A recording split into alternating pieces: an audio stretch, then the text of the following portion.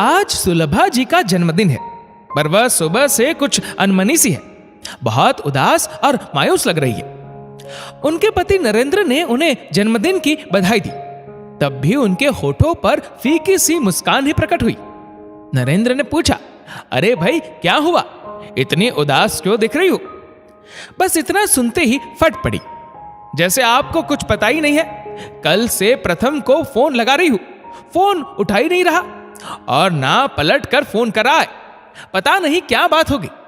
आपको मना भी किया था कि उसे अमेरिका मत भेजो, पर आप सुनते हो किसी की?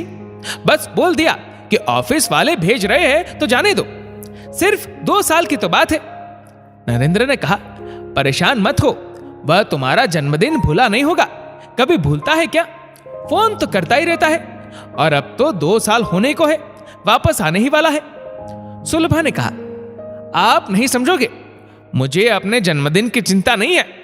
आपको तो बस ऐसा लग रहा है कि मुझे अपने जन्मदिन की पड़ी है। मुझे तो प्रथम की चिंता है कि वह फोन क्यों नहीं उठा रहा। नरेंद्र जी के समझाने पर भी सुलभा जी को चैन कहां।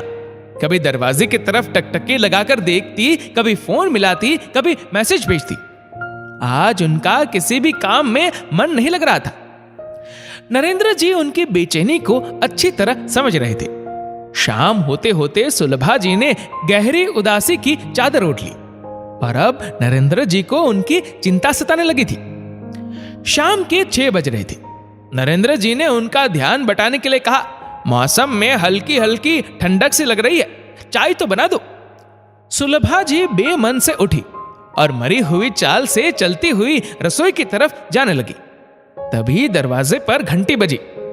नरेंद्र जी ने जाकर दरवाजा खोला और देखकर हैरान रह गए कि सामने अपना सामान लिए उनका बेटा प्रथम खड़ा है। प्रथम ने उनके चरण स्पर्श किए और उन्हें चुप रहने का इशारा किया। वह धीमे कदमों से रसोई की तरफ बढ़ने लगा। नरेंद्र जी से रुका नहीं गया, बोले, देखो तो कौन आया है। लेकिन सुलभा जी अपने में ही गुमसुम थी। उनकी बला से कोई भी आए या जाए। इतनी देर में प्रथम अपनी मां के बिल्कुल पीछे पहुंच चुका था और उसने अपने दोनों हथेलियों से अपनी मां की आंखें बंद कर दी। प्रथम का स्पर्श मां ने तुरंत पहचान लिया और पलटकर भरे गले से सिर्फ इतना ही बोली, प्रथम। और दोनों मां बेटे एक दूसरे से लिपट कर खूब रोए। दोनों का ये प्यार भरा मिलन देखकर नरेंद्र जी की भी आंखें भर आई। अब सुलभा जी की शिकायतों का दौर शुरू हुआ। तू फोन क्यों नहीं उठा रहा था? तू मैसेज भी नहीं कर रहा था? तूने पहले तो ऐसा कभी नहीं किया। प्रथम ने कहा, मां, मैं अचानक आकर तुम्हें तुम्हारे जन्मदिन पर सरप्राइज देना चाहता था, और आप ऐसा कैसे सोच सकते हो कि मैं आपका जन्मदिन भूल गया हूं? सुलभा ने कहा, अरे तू नहीं समझेगा, मुझे अपने जन्मदिन की कोई चिंता नहीं है। मुझे तो तेरी फिक्र हो रही थी कि फोन क्यों नहीं उठा रहा।